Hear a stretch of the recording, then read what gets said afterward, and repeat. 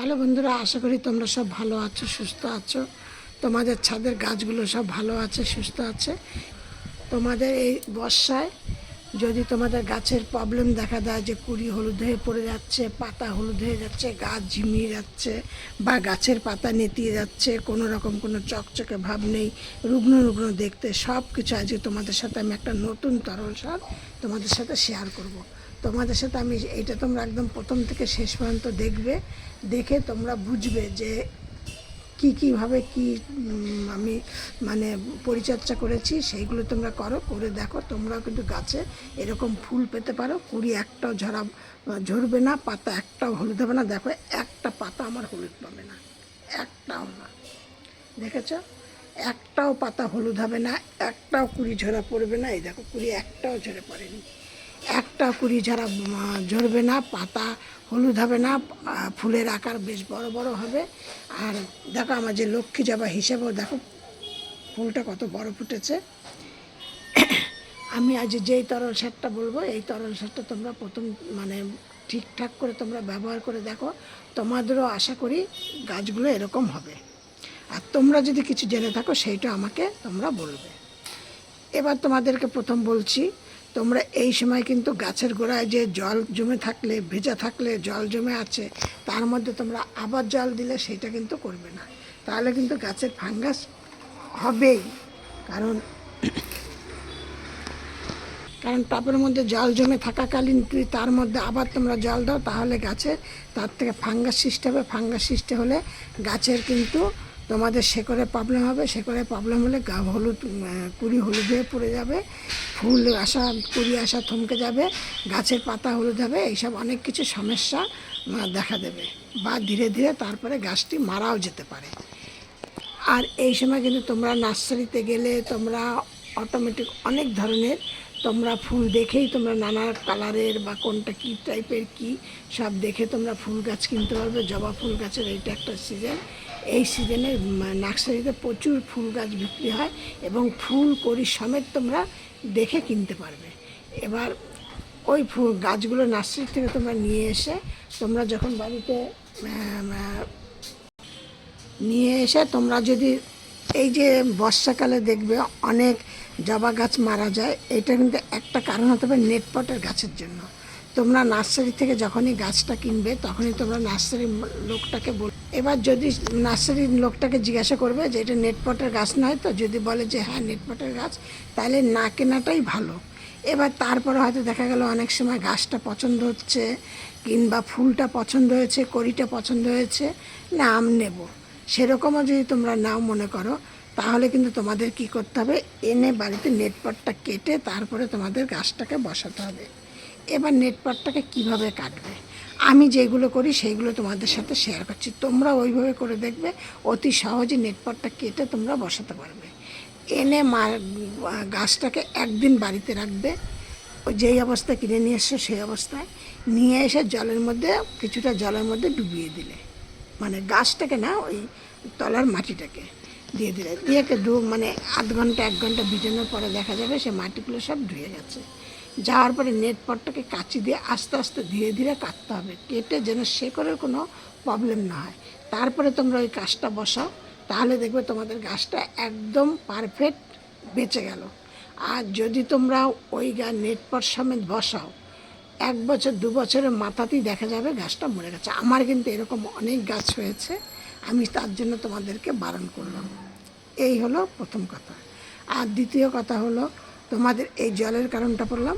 আর তৃতীয় কারণ হলো, তোমরা গাছকে এখন এরকমভাবে ড্রেন হোলটাকে এত সুন্দর রাখবে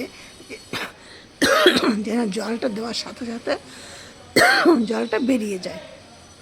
তা না হলে কি হবে, ওই জলটা তোমাদের মাটির মধ্যে থাকলো, টবের মধ্যে আবার জল দিলে করতে করতে কী হয়, শেকড়টা পচে যায়, কাণ্ড পচে, শেকড় পচতে পচতে কাণ্ড পচে যায়, দিয়ে কিন্তু গাছটা ধীরে ধীরে মারা যায়। আর কুড়ি যা আসবে, কুড়ি সব কিন্তু হলুদ হয়ে পড়ে যাবে, পাতাও হলুদ হবে, পাতা শ্বাস প্রশ্বাস নিতে পারবে না, কিছু, আর গাছগুলোকে রোদ্রে রাখো। এই সময় কিন্তু দেশি জবা গাছে তোমরা প্রচুর ফুল পাবে, কারণ এদেরকে রোদ্রে রাখবে, রোদ্রে রাখবে আর বৃষ্টির জল বা গাছে ঠিকঠাক জল দেবে, তাহলে দেখবে কিন্তু গাছে প্রচুর পরিমাণে ফুল পাবে। আর হাইব্রিড জবা গাছ কিন্তু এরা শীতকালে বেশি ফুল দেয়, এই সময় কম ফুল দেয়, কারণ এরা হলো বেশি রোদ পছন্দ করে না।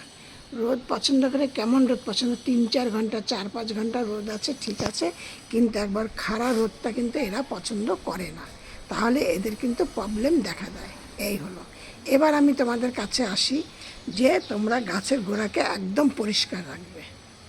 গাছের গোড়ায় যেন কোনো রকম কোনো আগাছা বা কোনো ধরনের কোনো নোংরা জমে ফমে যেন না থাকে, তাহলে কিন্তু তার থেকে ফাঙ্গিসাইড হবে, ফাঙ্গিসাইড থেকে কিন্তু গাছটির ধীরে ধীরে গাছটির প্রবলেম হবে। আর আর এই প্রবলেম হলেই পাতা হলুদ হবে, কুড়ি হলুদ হবে, ঝরে পড়ে যাবে। এবার তোমাদেরকে আসি, তোমরা একটা পাত্রের মধ্যে 1 গ্লাস জল, মানে 250 ml জল নিলে, এই 250 গ্রাম দুধ নিলে, দুধ নিয়ে তার মধ্যে 250 গ্রাম দুধ নিলে তার মধ্যে তোমরা মিনিমাম 1 লিটার জল নিলে।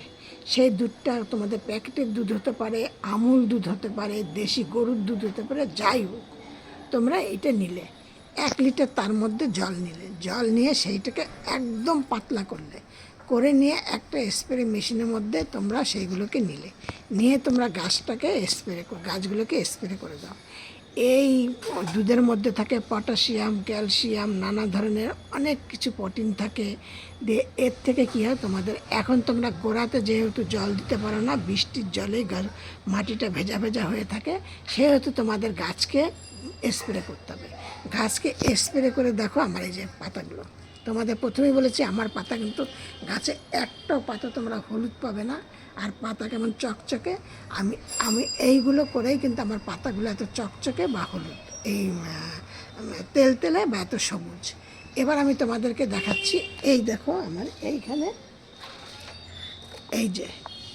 এইখানে আছে আমার 1 কাপ দুধ, ঠিক আছে, তার মধ্যে দিয়ে দিচ্ছি আমি এই যে 750 জল।